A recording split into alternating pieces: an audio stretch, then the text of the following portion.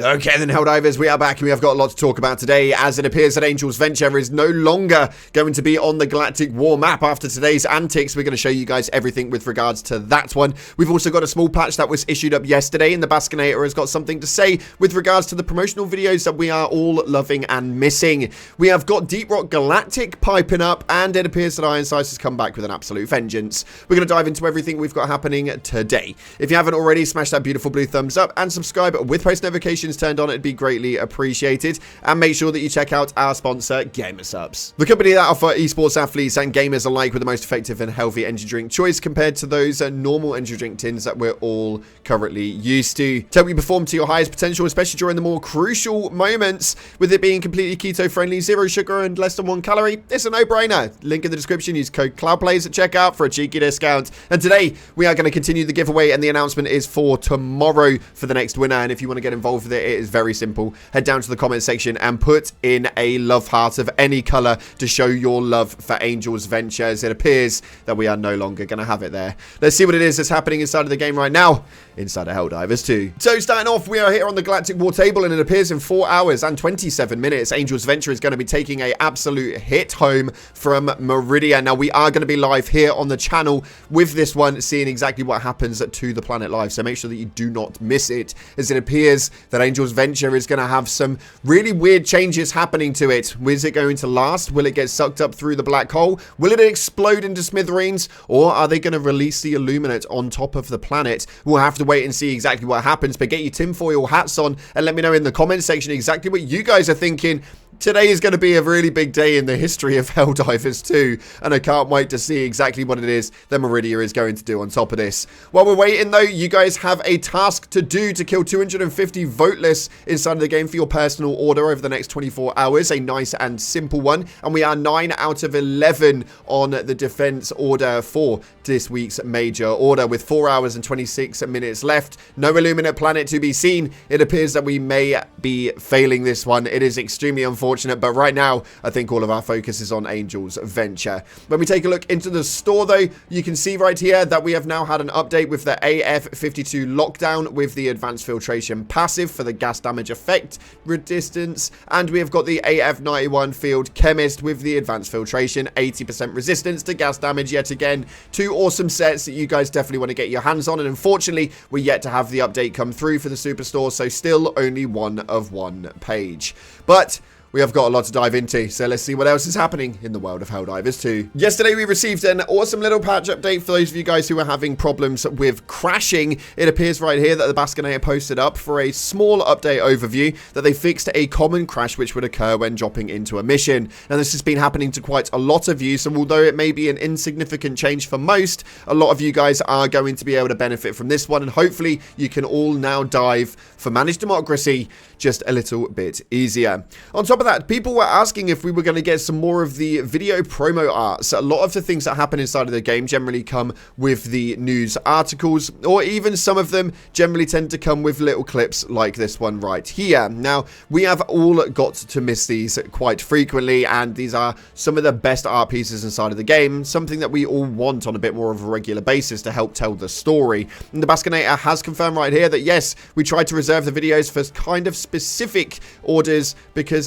they're time consuming to make, but we definitely have plans to keep doing those. So fingers crossed we'll get some more in-game moves when it comes to the actual art pieces that they post up.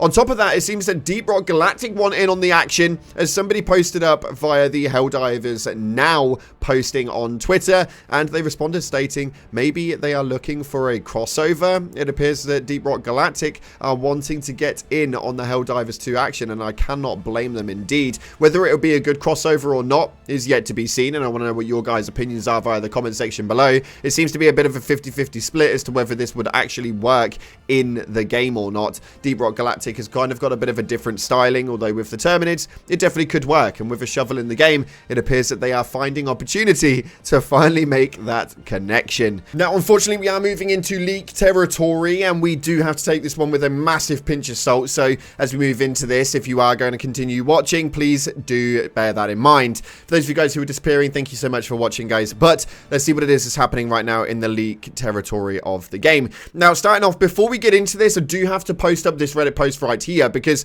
this tweet is about a year old now, and we have still not seen either of these. Now, Peter Stead posted up in the 24th of February 2024, I used to rock subsonic ammo and suppressor and do this quite a bit during playtest. Now, we do have to bear that one in mind when we see this next leak, because Iron Sights has actually leaked up a massive UI movement. Now, inside of the UI, there has been some moves towards the customization features. Now, as we get closer towards obviously being able to see all of this, it does lead me to kind of think that this has been in the game files since launch. We obviously knew full well they wanted to launch with customization, although it didn't really get finished before they launched the game.